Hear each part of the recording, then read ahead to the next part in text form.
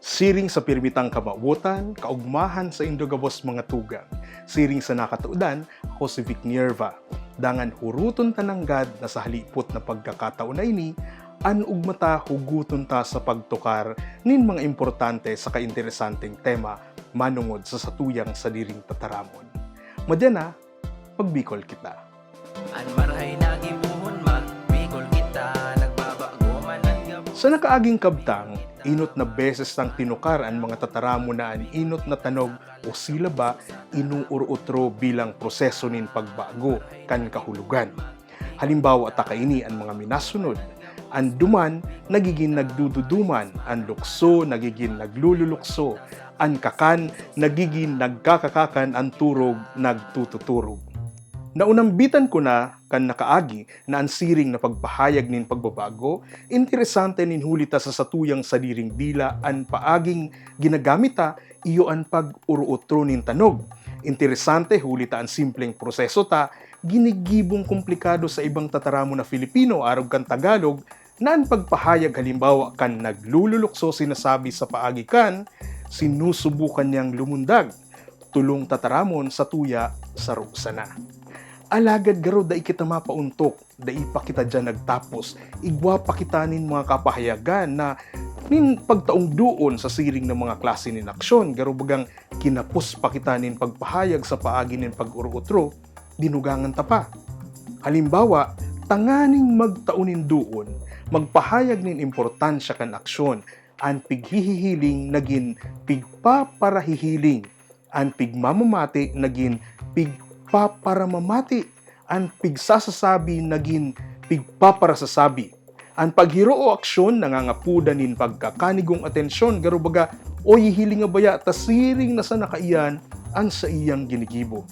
Kung dati, simpleng pagsabi sa na ini na ang aksyon nang yayari ngunyan, dangan ini paurutrong ginigibo, alagad da inagigibo o nahahaman.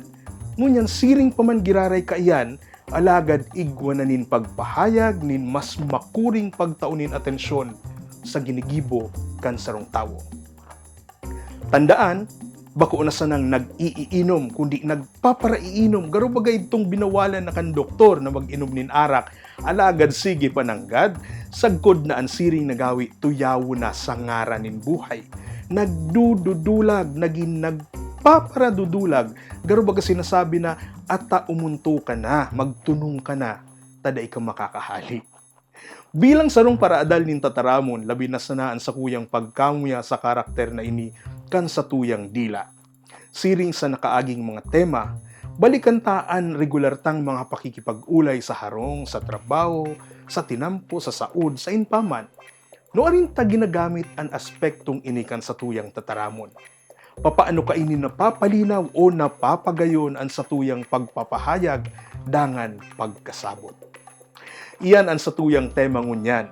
Tangani man urog tapang mahiling ang siring na proseso kan lengguwaheng Bicol, magbasa nin mga artikulo manungod sa manlain-lain na disiplina sa satuyang website www.magbicolkita.com, patarumon, taison, parambungon an arual daw na paggamita kan satuyang tataramon. Kung igwaman ka mo nin mga suwestyon o kaaputan, i-message sana kami sa mga detalye na mahihiling sa indong mga monitor. Maghirilingan kita liwat sa sunod na semana para sa saro pang interesanteng tema, ang tanog o pandugang na hing na ikinakabita sa mga tataramon. Abangan ta ini. Ako si Vic Nierva, sa anuman na panahon o kamugtakan, anuman na pagmati o mga agyat sa buhay. Dainguntok na minaalok sa indogabos, madyan na, magbikol kita. Anmarhay nagibuhon magbikol kita, nagbabago man ang gabos, magbikol kita, marigas man ang panahon, magbikol kita sa kalag sa puso sa taramon.